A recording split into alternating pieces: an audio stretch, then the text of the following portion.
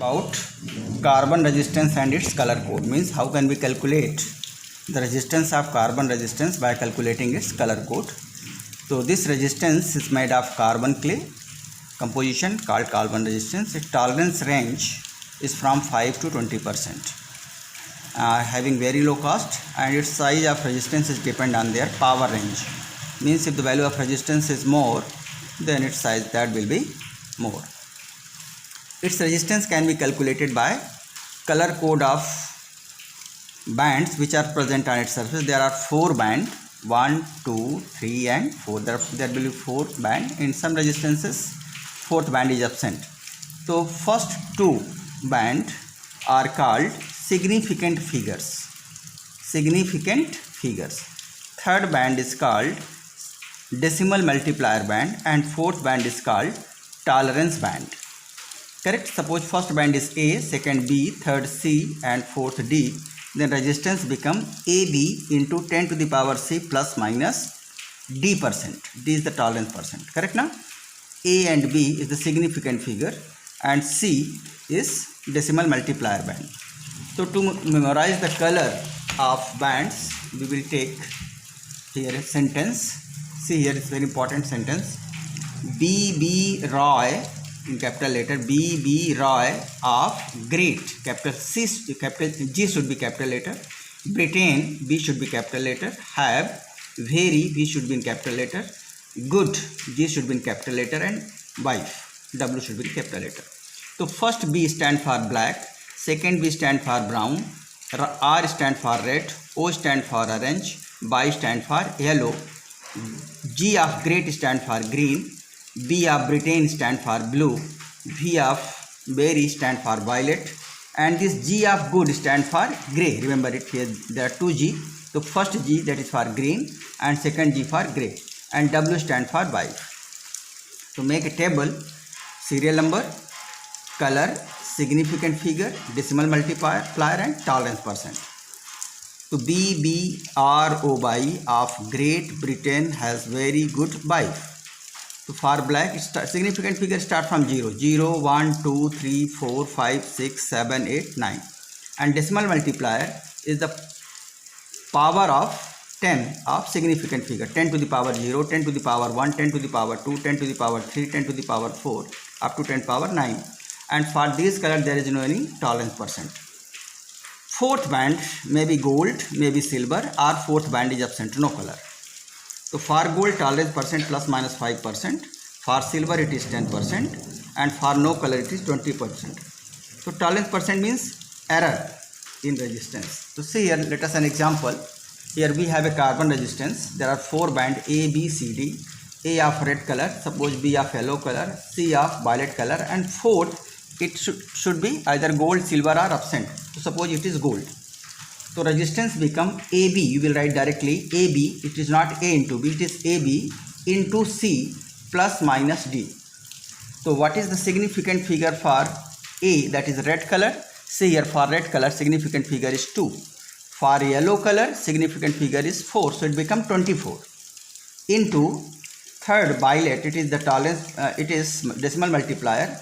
And for violet, decimal multiplier is 10 to the power 7 plus minus D, that is gold, and for gold it is 5%. So its resistance of given carbon resistance become 24 into 10 power 7 plus minus 5%. It means its value is either 5% more than this or 5% less than this. Correct? So resistance of given carbon resistance R is equal to this 24 into 10 power 7 plus minus 5%. It means its resistance lies in between 5% less of this to 5% more of this. Similarly, you will get the second questions. If resistance is given and you had to identify the order of color. If resistance of the carbon resistance is 25 into 10 power 3 ohm, write the order of color. 25 into 10 power 3. So first significant 2, it is for red. Second significant figure 5, it is for green. 10 to the power 3, the decimal multiplier, it is for orange. And 4th band is absent. Tolerance strip is absent, so no color. So what is the order of color? Red, green and orange. So it is in this way you can calculate the resistance of given carbon resistance if color is given, and if resistance is given you can identify the order of. Clear? Then next topic, relation between electric current and mobility for semiconductor. Because in semiconductor, electrons as well as holes means the deficiency of electrons, that is called holes, and charge in a hole is equivalent to charge in a proton.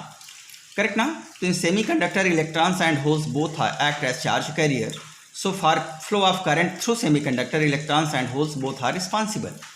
So as you know, by relation between current and drift velocity, as you know, I is equal to NEAVD, it is discussed earlier.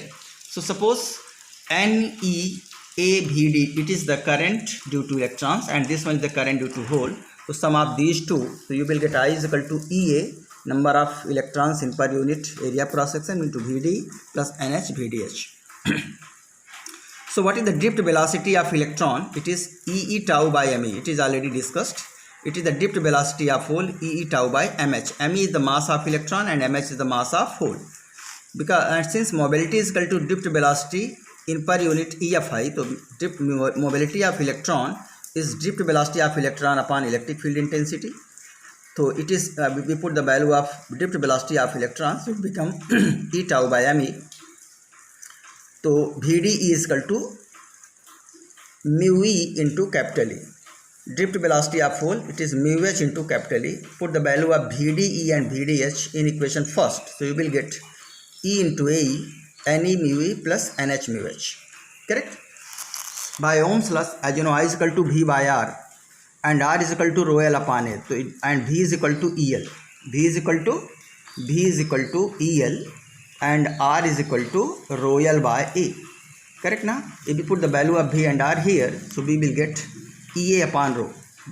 I is equal to V by R, which is equal to EA by rho. So instead of I in equation second, write down EA by rho is equal to EAE, NE mu E plus NH mu H.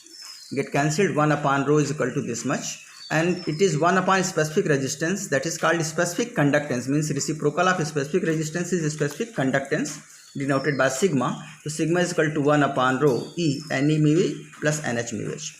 It means conductivity of semiconductor is directly proportional to number of electrons in per unit area cross section, and directly proportional to NH, number of holes in per unit area cross section, and directly proportional to mobility of electron and mobility of holes. So these are the factors on which the conductivity of semiconductors depend. Kirchhoff law. Scientist Kirchhoff gave two laws which enable us to find the current in any part of the closed circuit. There are two types of Kirchhoff law. One is called Kirchhoff current law, or it is also called Kirchhoff junction law. According to this law, at any junction of the closed circuit, the sum of incoming current is equal to sum of outgoing current. Sum of incoming current is supposed to be positive and sum of outgoing current is supposed to be negative. And if it is supposed positive and negative, then the sum of current at any junction is also equal to 0. So we can say at any junction of the closed circuit, the net current, the sum of current that passing through circuit is 0. Correct now? Okay. Now Kirchhoff's second law, it is also called Kirchhoff voltage law, loop law. According to this law, for any closed loop, the algebraic sum of EMF of a closed loop is equal to sum of the product of current and resistance. For any closed loop, the sum of EMF is equal to sum of product of current and resistance. In other words, we can say for any closed loop of the circuit, the sum of change in potential must be 0. Sign convention, we can take any direction as standard, either clockwise or anti-clockwise. It depends on us. We can select either clockwise or anti-clockwise as a standard. If we move along the direction of current, then product of IR and E is supposed to be positive, and if we move opposite to the direction of current, then product of IR and E is supposed to be negative. Clear? So it is the sign convention. See your example here, we have a circuit. It is battery. There are two loops. One loop is A, B, C, F, and other loop is C, D, E, F. Correct? So suppose assumed direction is clockwise. ये हमने अपने से ले लिया. तो clockwise direction supposed to be standard. If we move along the direction of current, means clockwise, IR positive, and opposite to current, that is anti-clock, then it's supposed to be negative. So suppose here we take ABCFA. ABCFA, this loop. So I1R R1 see here the direction of current positive to negative. So this direction is supposed to be positive. So I1 R1 minus, see here the direction of I2 is opposite to the direction of prescribed direction. So I2 R2 is supposed to be negative. So minus I2 R2 is equal to net EMF for this loop. The E1 is current provided by E1 is along the prescribed direction, but the direction of current provided by E2 is opposite to the prescribed direction, so it's supposed to be negative. Similarly, CDFEF. In CDF, see here only one source of current is present, that is E2, and prescribed direction again clockwise, and at junction C, I2 and I1 both are the incoming current, they get added. So outgoing current I1 plus I2. This outgoing current flown through R3. So yes, it become I2 R2 plus I1 plus I2, I1 plus I2 R3 is equal to E2. Correct? So we get two equations, and by solving them we can calculate the value of resistance or current or any unknown quantity we can calculate. So it's all about Kirchhoff voltage law based on conservation of energy.